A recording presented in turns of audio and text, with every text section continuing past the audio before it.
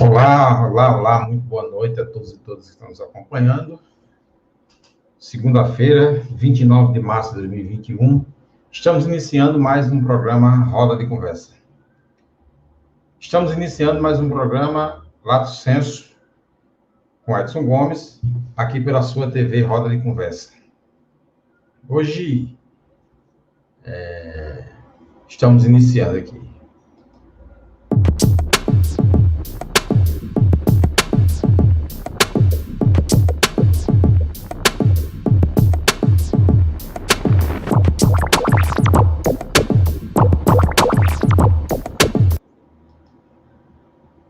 Queria iniciar hoje tratando de um tema que, para nós, eu diria, um tema muito caro, né? Para nós, eu digo nós, policiais militares, né, de todo o Brasil. Hoje, nós tivemos a confirmação da morte do soldado Wesley Soares Góes, um soldado que era da 72ª Companhia Independente da Polícia Militar da Bahia e lotado na cidade de Itacaré, que fica no sul do estado. Todos nós assistimos ontem, atônitos, né, diante das redes sociais, diante da TV, no noticiário no horário nobre, né, aquela ação desesperada do policial, né, as tentativas de negociações feitas com outros policiais e um desfecho, né, que ninguém queria aquele desfecho, né, ninguém queria o desfecho, que para nós é uma tristeza muito grande, quando qualquer ação, independente de ser militar ou não, ser um militar ou não, quando qualquer ação tem o desfecho que teve aquela ação. Infelizmente, né, o estado emocional do militar não estava muito bom, e o que aparenta é que seu estado emocional não estava muito bom, e que terminou com a sua, né, hoje, com a confirmação da sua morte, depois daquela trágica ação. Fica a lição para todos nós, brasileiros e brasileiras, né? E a pergunta, o que é que aprendemos com aquele episódio, né? Com aquele episódio de ontem, né? A tristeza que abate os familiares, amigos, né? A tristeza hoje, que quando nós vimos as imagens hoje, né, dos policiais em torno, né,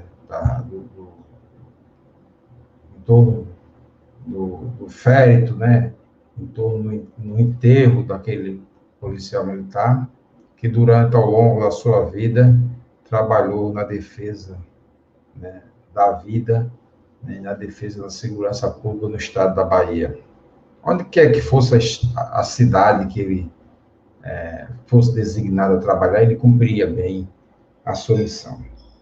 Fica para nós, né, a lembrança dos momentos bons que ele teve com os amigos e familiares, e a certeza de que nós devemos trabalhar, né, e, quando necessário, procurar ajuda para que a gente não chegue àquele limite, né? O limite ali, ultrapassou-se o limite ali e não se teve mais como retornar. Aos familiares, amigos e a toda a corporação militar da Bahia, do Brasil, meus sentimentos.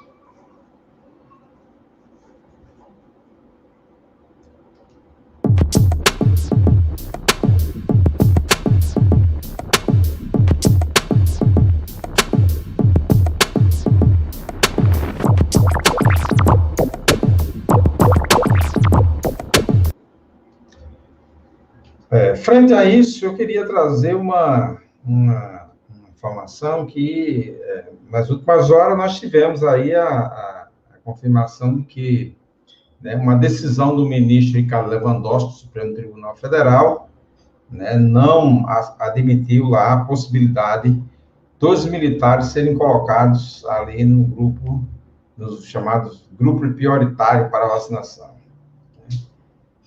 A decisão, é óbvio que vai gerar aí vai gerar as polêmicas necessárias dessa decisão, né? Os grupos vão, né, sobretudo os grupos de extrema-direita, vão questionar a decisão do ministro, mas eu tenho um posicionamento, e eu coloco esse posicionamento aqui, né, que eu achei a decisão acertada, né, porque eu acho que as políticas públicas de saúde, né, e o Plano Nacional de Vacinação é um plano feito pelo Ministério da Saúde. Então, o Ministério da Saúde, junto com os governos estaduais, com os comandantes das polícias, com as autoridades, os secretários de Segurança Pública, né, os comandantes dos batalhões dos exércitos nos estados, né, essas autoridades devem demonstrar, através de documento, que os nossos policiais militares estão sendo, de fato, acometidos pela Covid-19, e pelos dados que eu tenho observado, são dados empíricos, eu não consegui ainda levantar os dados, para tornar os dados científicos, são dados empíricos, mas entre as categorias profissionais, os que têm mais morrido pela incidência da Covid são os policiais militares. Então, diante dessa circunstância, que é uma circunstância real, é possível, é palpável, é contável, é possível você ter estatística que conte isso, que se faça dossiês, que se entregue esse dossiê ao Ministro da Saúde, para que o Ministro da Saúde possa rever o Plano Nacional de Vacinação e colocar esses policiais, militares, civis e outros agentes envolvidos no conjunto da segurança pública, lá naqueles que constam lá do artigo 144 da Constituição, e as forças, né, as forças nacionais, como Exército, Marinha e Aeronáutica, que possam ser colocados nesse plano de vacinação, e aí esse grupo passa a ser também um grupo prioritário, né? Não cabe, aí, no meu entendimento, não cabe à Justiça, não cabe ao Supremo Tribunal Federal definir quem seria os grupos prioritários, até porque a decisão judicial, uma decisão judicial que fizesse a admissibilidade de uma ação dessa, ela passaria pelo crivo da oitiva de especialista no assunto, né, e de um arcabouço estatístico, que desse sustentação à decisão judicial. Então, esse é o meu posicionamento, eu concordo com o ministro Lewandowski, mas deixo aqui o apelo, né, deixo o apelo aqui às autoridades e ao Ministério da Saúde, para que o Ministério da Saúde reveja o plano nacional de vacinação e inclua aí os agentes de segurança pública, incluindo aí os militares, agentes civis, agentes penitenciários, Exército, Marinha, Aeronáutica e outros agentes ligados à segurança pública, sejam incluídos no Plano Nacional de Vacinação. A gente está vendo uma mortalidade muito grande, principalmente de policiais militares, né? Aqui no estado da Paraíba, nós temos uma mortalidade alta de policiais militares, e que esses policiais precisam ser vacinados para continuar prestando serviço à comunidade.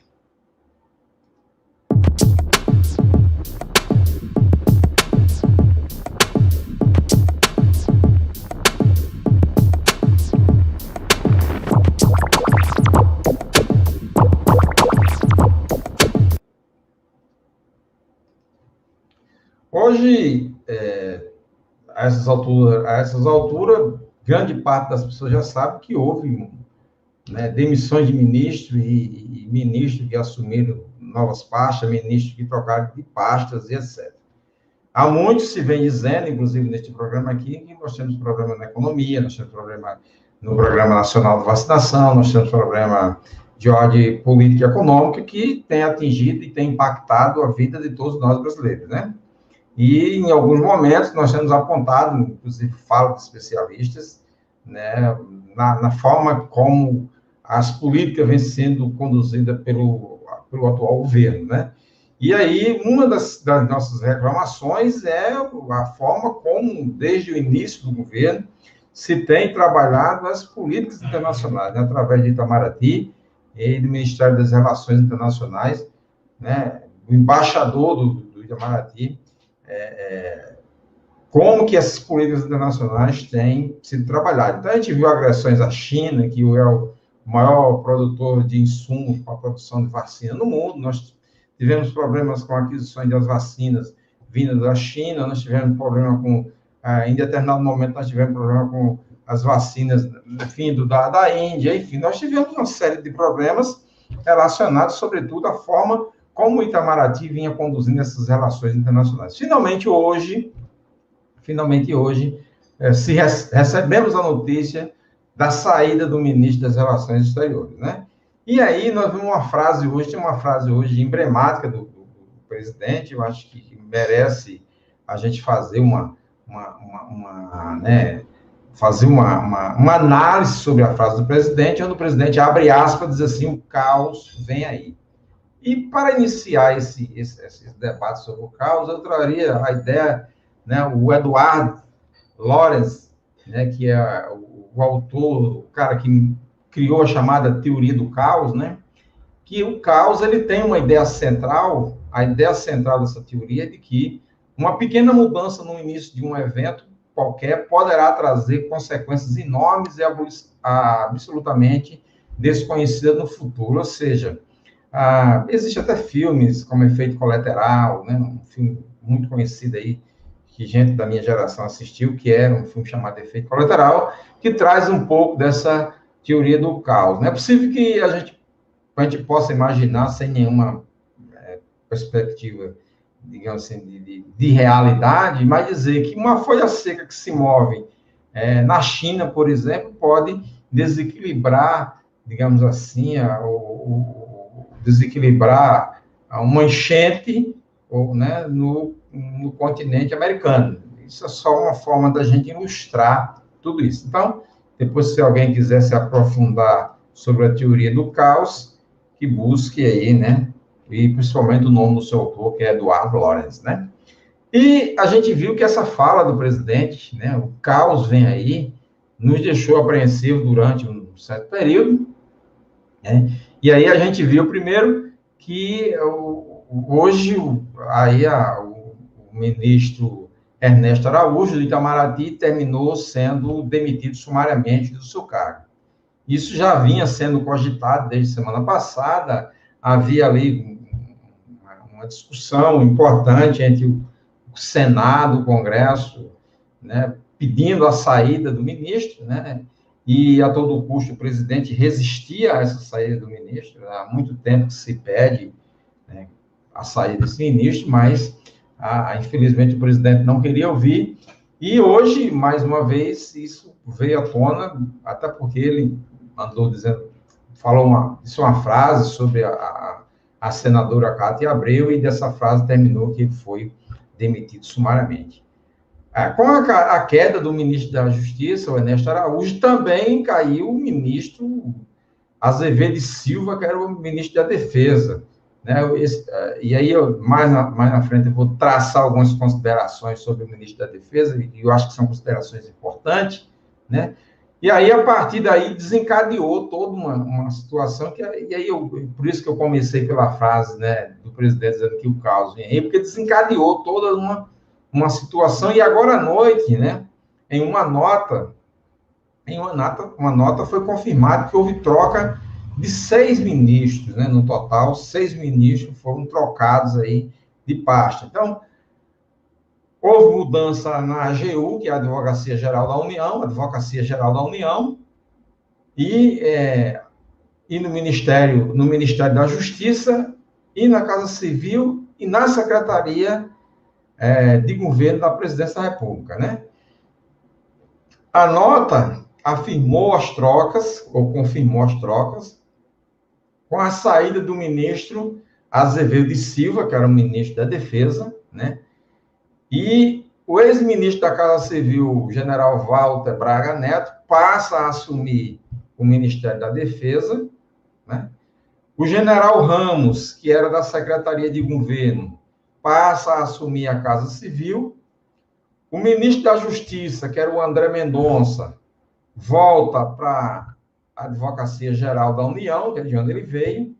e o ministro Zé Levi, que deixou o Ministério da Justiça, né, vai assumir em seu lugar o Anderson Torres, né, que é ex-secretário de Segurança do Distrito Federal. A Secretaria de Governo passa a ser ocupada pela deputada Flávia Arruda. E sobre essa deputada eu faço aqui uma observação, que é com bons olhos, digamos assim, com muito gosto, que o Centrão vê a nomeação da deputada do PL do Distrito Federal para assumir aí a Secretaria de Governo, porque ela vai transitar dentro da Câmara Federal, trazendo aí, levando os projetos do governo, as falas do governo e o diálogo do governo com a Câmara Federal.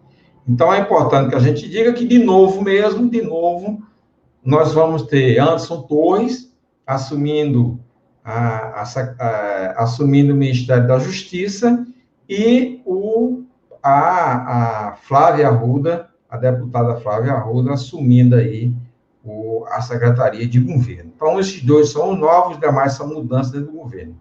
Mas a saída do ministro da Defesa, segundo fala-se em bocas miúdas, é que deu-se em razão de sua recusa em apoiar, né, ou conseguir o apoio das Forças Armadas, né, numa tentativa de decretação de um estado de sítio.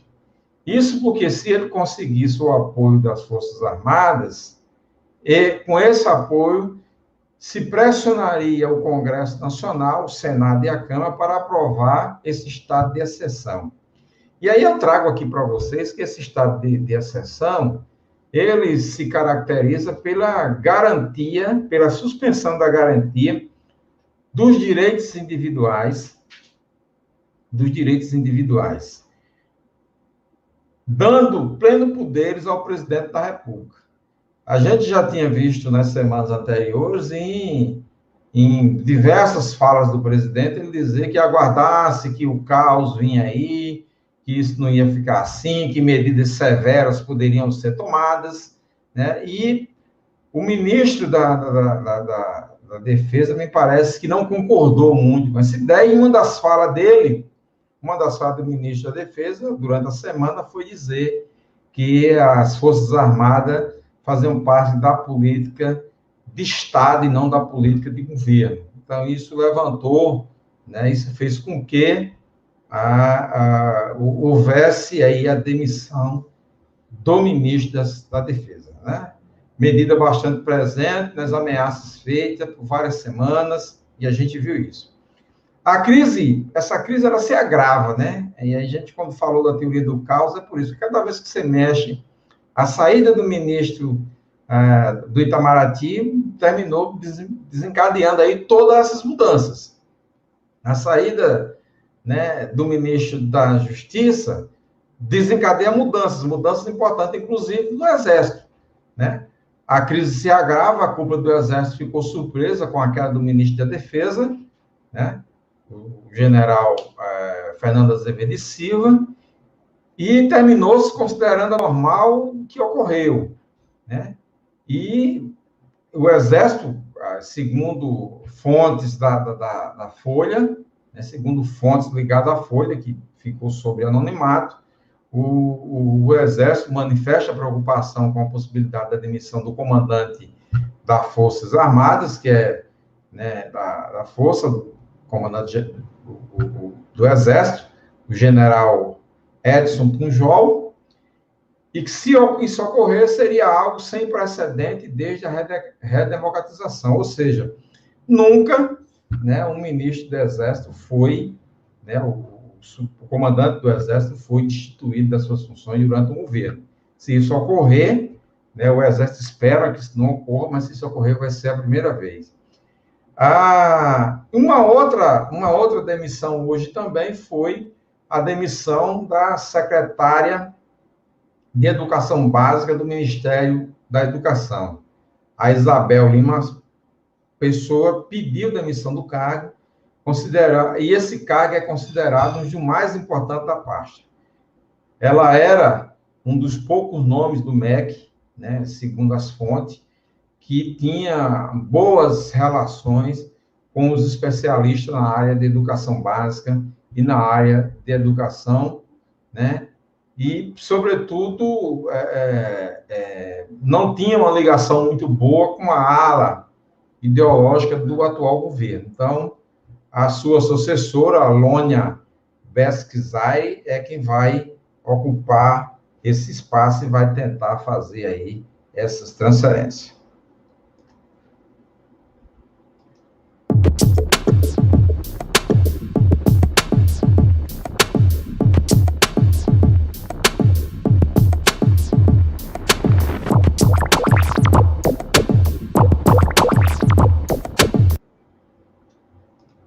Vocês agora vamos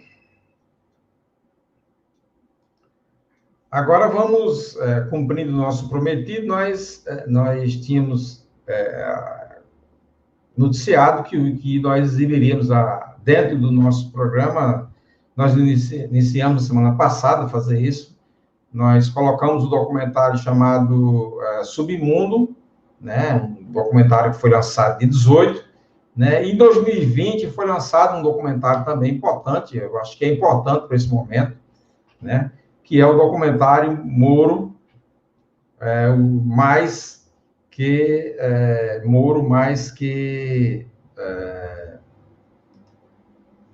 o documentário Moro mais que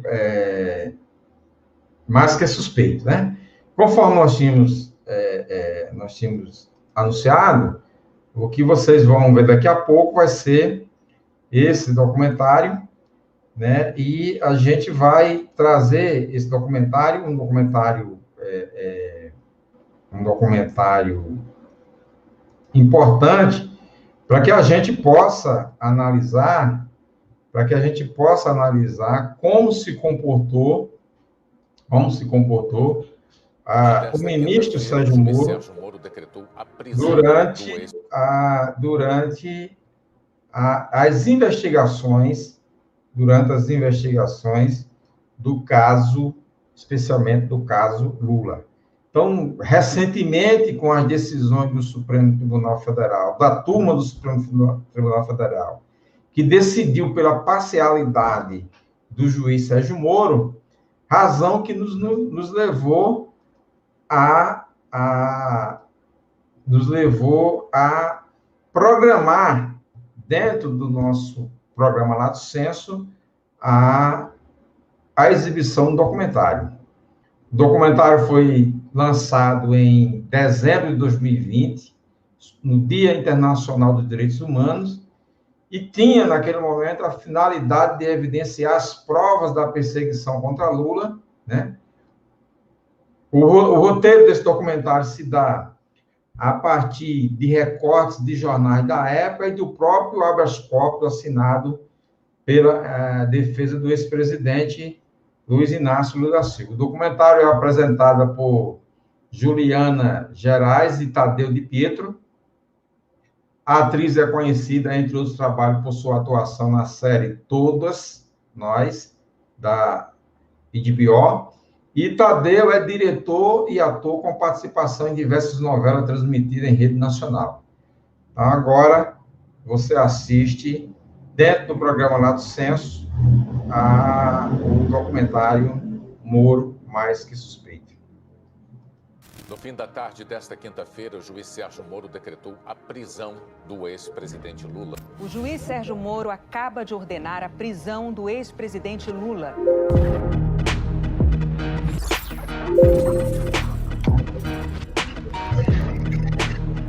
Lula responde a 3 processos em Curitiba e já foi condenado em 2 deles, apenas que somam 29 anos de prisão. As condenações se referem ao triplex do Guarujá e à reforma do sítio de Atibaia.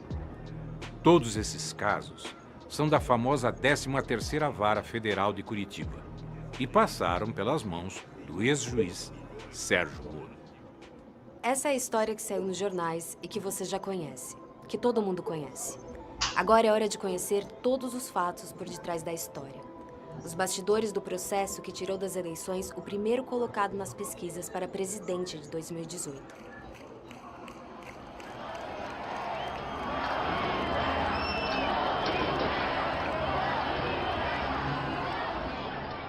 Os processos contra Lula em Curitiba são um dos maiores casos de lawfare já vistos no mundo. Nesse tipo de guerra, o ataque aos inimigos políticos é feito por meio da justiça, com múltiplas acusações, bloqueios de bens e divulgações seletivas na imprensa. O objetivo é inviabilizar a defesa e criar na sociedade um clima de culpa. E o julgamento passa a ser mera formalidade. As condenações já estão prontas. Um manifesto assinado em outubro de 2019 reuniu juristas de 8 países. A lista inclui pessoas do calibre de Susan Ackerman, maior especialista em combate à corrupção do mundo. Eles foram unânimes ao afirmar que Moro não só conduziu o processo de forma parcial, como comandou a acusação. Essa manobra vinha sendo denunciada pela defesa de Lula desde 2016. A ONU já concedeu 2 liminares favoráveis ao ex-presidente. Enquanto Moro e sua turma diziam que a perseguição a Lula não passava de uma teoria da conspiração, explodiu como uma bomba o escândalo da Vaza Jato. Nas trocas de mensagens, estão provas de que Moro e procuradores de Curitiba viam Lula como um adversário. Estavam dispostos a tudo para prendê-lo. Mas a Lava Jato agora passa a ser alvo de críticas e até de investigações por possíveis irregularidades. 58% acham que a conduta de Sérgio Moro é inadequada. 59% dos entrevistados acreditam que, se comprovadas as irregularidades, eventuais decisões de Sérgio Moro devem ser revistas. Há 2 anos, o STF tem nas mãos um pedido da defesa de Lula para julgar a conduta de Sérgio Moro. E não há motivos para que esse pedido ainda não tenha sido analisado. O que está em pauta é a suspeição de Moro, que é a simples suspeita de que um juiz possa ter favorecido um dos lados.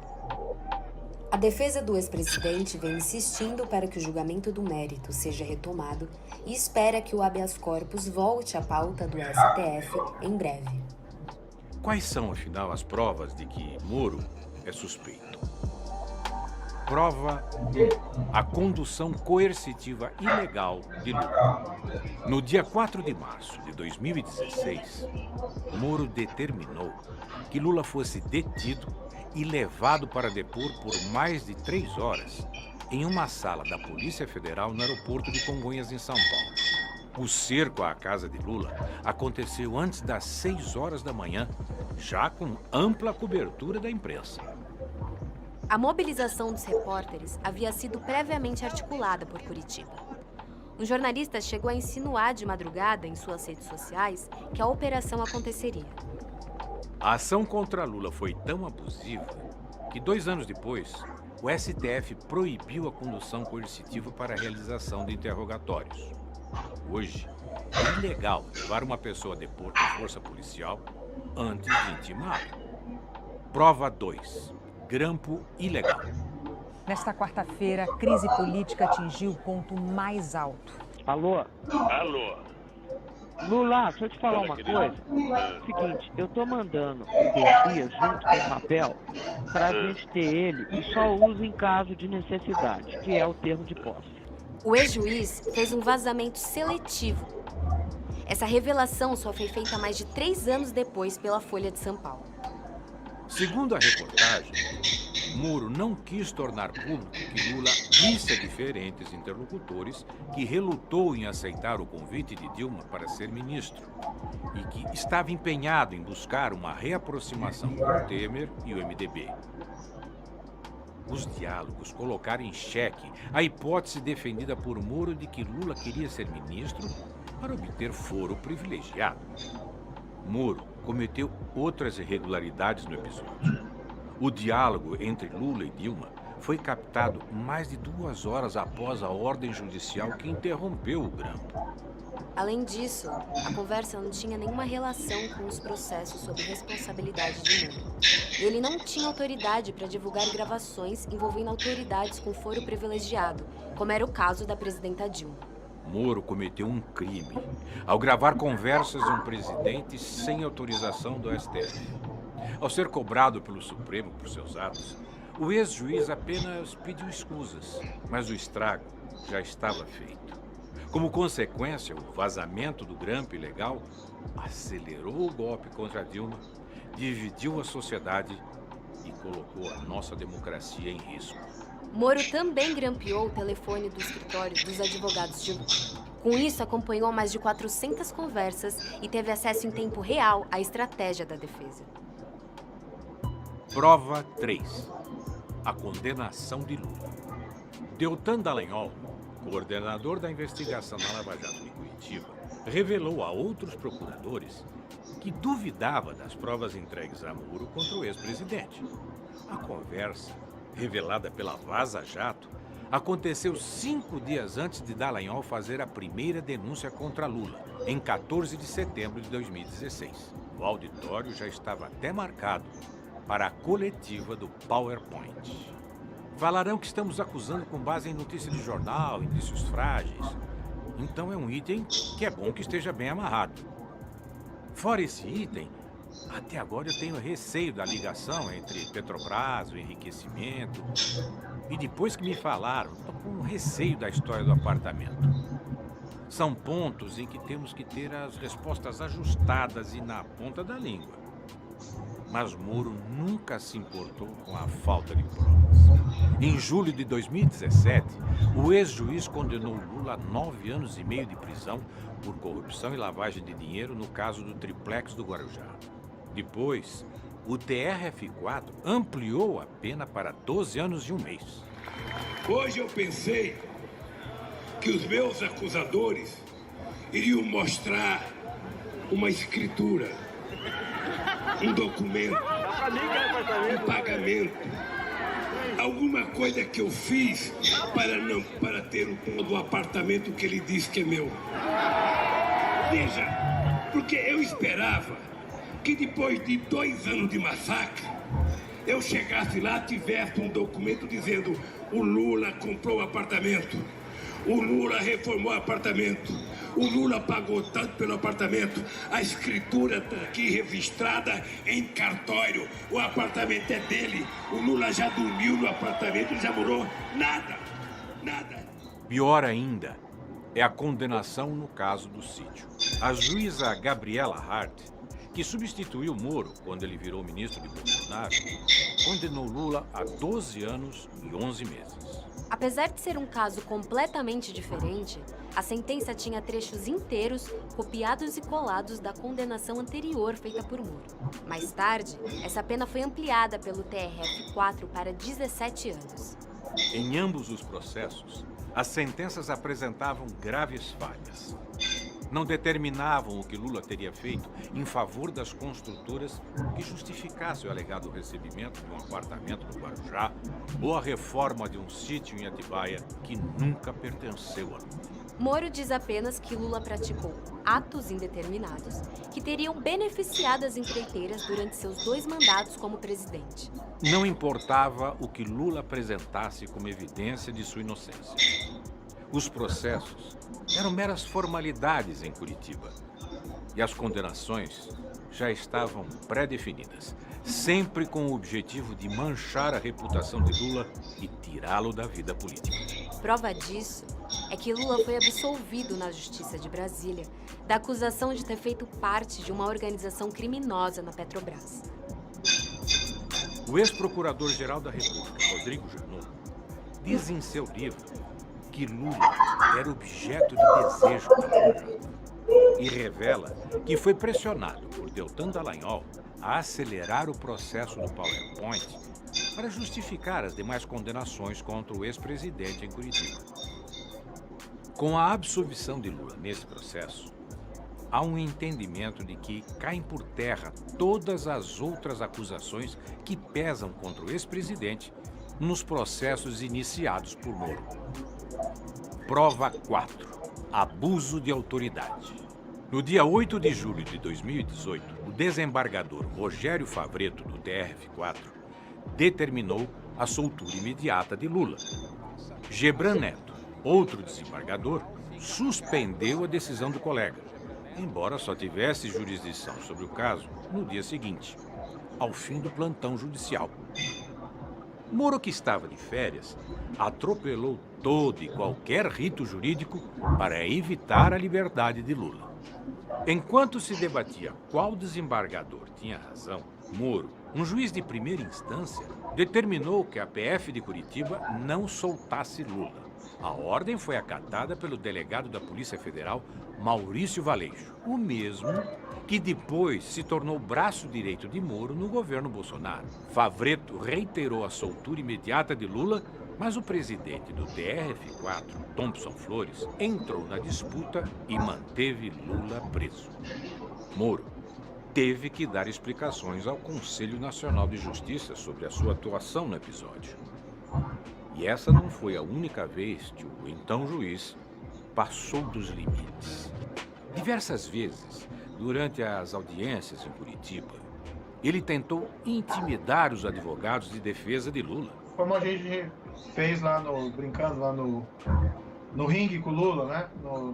Na audiência, na oralidade, tem toda mais uma dinâmica, como a gente fazia no âmbito da Lava Jato. Tem perguntas novas para testemunha ou nós estamos aqui só perdendo tempo? Vossa Excelência acha que sempre que a defesa fala é a perda de tempo, esse é o problema. Perguntas novas, doutor? Os juízes não tem tempo para ficar perdendo aqui. Fica o protesto aqui de novo, Excelência. Doutor está sendo inconveniente. Da testemunha. A defesa não é inconveniente na medida que nós estamos no exercício. Já foi indeferida a sua questão. Mas eu sei, mas você não já pode... foi indeferida a sua questão, doutor. Você não pode caçar a palavra da defesa. Posso, doutor? Não pode, porque nós estamos colocando uma questão muito importante, relevante. O ilustre procurador da República está pedindo a opinião da testemunha. E ele não pode pedir a opinião da testemunha. Já foi indeferida a sua questão. Já está registrada e o senhor respeite o juízo. Prova 5. O adiamento do interrogatório de Lula para impedi-lo de se manifestar publicamente. Em 15 de agosto de 2018, Moro adiou o interrogatório de Lula e de mais 12 réus no caso do sítio de Atibaia para depois das eleições. Qual era o medo de Moro? Que o depoimento beneficiasse Lula na campanha eleitoral. O medo do ex-presidente falar era tanto que a justiça negou um pedido da Folha de São Paulo para entrevistar Lula na sede da Polícia Federal em Curitiba. E Deltan Dallagnol comemorou. Carlos, o Fux deu uma liminar suspendendo a decisão do Lewandowski que autorizava a entrevista, dizendo que vai ter que esperar a decisão do plenário. Agora não vamos alardear isso aí, não vamos falar para ninguém, vamos ficar quieto para evitar a divulgação o quanto for possível. Porque quanto antes divulgar isso, antes vai ter recurso do outro lado, antes isso aí vai para plenário. Então, enquanto assim, o pessoal pediu para a gente não comentar aí publicamente e deixar que a notícia surja por outros canais para evitar precipitar recurso de quem tem uma posição contrária à nossa. Mas a notícia é boa para terminar bem a semana, depois de tantas coisas ruins, e começar bem o final de semana. Abraços, falou. A Vaza Jato mostrou que Lula e o PT eram vistos como inimigos pela força-tarefa em Curitiba. Em uma troca de mensagens entre Dallagnol e uma amiga, fica claro que o objetivo principal era impedir o retorno do PT à presidência. Ando muito preocupada com uma possível volta do PT, mas tenho rezado muito para Deus iluminar nossa população para que um milagre nos salve. Valeu, Carol. Reza sim. Precisamos como país. Prova 6. O vazamento estratégico da delação de Palocci. A cartada final de Moro para eleger Bolsonaro presidente da República foi dada em 1º de outubro de 2018. 6 dias antes das eleições presidenciais, o ex-juiz tornou pública a delação premiada de Antônio Palocci. A delação já havia sido rejeitada pelo Ministério Público por falta de provas. Estava nas mãos de Moro havia pelo menos 3 meses. A manobra de Moro teve amplo espaço na mídia. E só 2 anos depois, o STF anulou a delação de Palocci. Verifique-se que o acordo foi juntado aos autos da ação penal cerca de 3 meses após a decisão judicial que o homologara. Essa demora parece ter sido cuidadosamente planejada pelo magistrado para gerar um verdadeiro fato político na semana que antecedia o primeiro turno das eleições presidenciais de 2018. Era o impulso final que faltava para garantir a vitória do ex-capitão nas eleições presidenciais. Bolsonaro chegou a parabenizar Moro pela atitude. Ele estava cumprindo a sua missão. Se essa missão dele não fosse bem cumprida, eu também não estaria aqui. Então, em parte,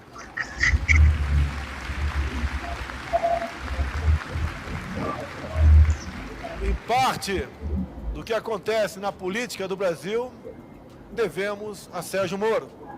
Prova 7. A ida de Moro para o governo Bolsonaro. Se depois de tudo isso ainda restava alguma dúvida sobre a parcialidade de Moro, a nomeação do ex-juiz como ministro de Bolsonaro escancara quais eram seus interesses. Enquanto julgava Lula, Moro negociava um cargo no primeiro escalão do novo governo. E aí veio o dia do segundo turno, domingo, na casa do Jair. A gente chegou lá à tarde, tipo 5h30 da tarde, ainda estava claro.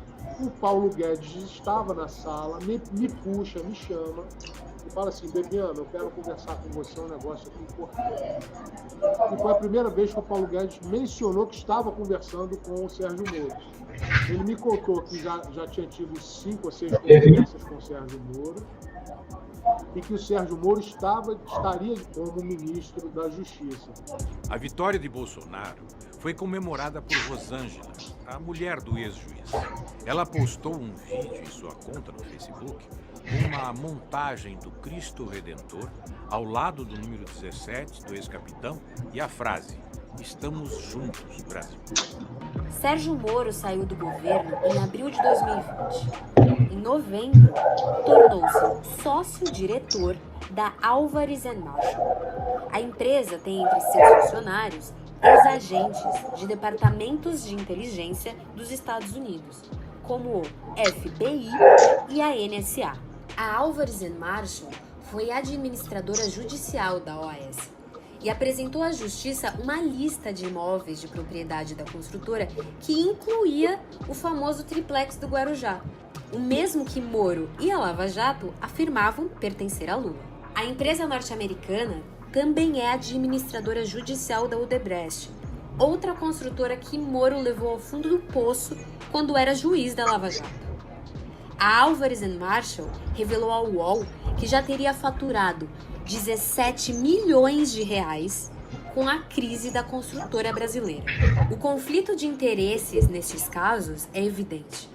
Lideranças de todos os campos políticos ficaram perplexas com a decisão de Moro em aceitar o trabalho na empresa norte-americana. Diante da repercussão extremamente negativa, o Tribunal de Ética da OAB São Paulo notificou Moro sobre a proibição dele exercer advocacia junto aos clientes da Álvares & Marshall. Ao longo de todas essas injustiças, Lula se manteve firme. Eu tenho tanta obsessão de desmascarar o Moro, desmascarar o Delayol e a sua turma, e desmascarar aqueles que me condenaram, sabe, que eu ficarei preso 100 anos. Mas eu não trocarei a minha dignidade pela minha liberdade. Foram 580 dias preso injustamente na sede da Polícia Federal de Curitiba. Durante todo esse tempo, o povo permaneceu em vigília e personalidades de todo o mundo se mobilizaram por sua liberdade. Dia Presidente Lula! Bom dia, Presidente Lula! Essa situação não é apenas uma injustiça contra Lula. Ela é um atentado contra o Estado democrático de direito. É por isso que a anulação dos processos contra Lula significa a liberdade plena do ex-presidente, a recuperação dos seus direitos políticos e a libertação do Brasil, dos brasileiros e brasileiras. Lula livre é o povo livre. Anula STF. Anula STF. Anula STF. Anula STF.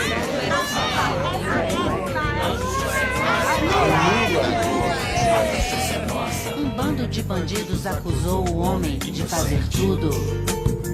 Tudo que eles faziam. A justiça é nossa. A justiça é nossa. Você acabou de assistir o documentário Moro, Mais que Suspeito. Você está vendo o programa Lato Senso, um programa que vai ao ar toda segunda-feira pela sua TV Roda de Conversa, com produção e edição de Edson Gomes. Também transmitido através da nossa página no Facebook, a página da Cooperativa Roda de Conversa. A Cooperativa Roda de Conversa e TV Roda de Conversa tem um programa ainda Reflexões em 100 Minutos, com a edição e apresentação do Dr. Sebastião Costa, todas as quintas-feiras, a partir das 19h30. Semana em Perspectiva, uma revista semanal com Vladimir Dantas, Françoaldo Alves, Paula Francinetti, que vai ao ar todos os sábados, a partir das 16 horas. Paraíba Sim, editor e com a edição e coordenação do professor Antônio de Pádua, todas as segundas-feiras, a partir das 16 horas. A TV Roda de Conversa pede o seu apoio. A TV Roda de Conversa pede o seu apoio para que você compartilhe e se inscreva no canal e compartilhe nossos conteúdos. TV Roda de Conversa é uma iniciativa da Cooperativa Roda de Conversa.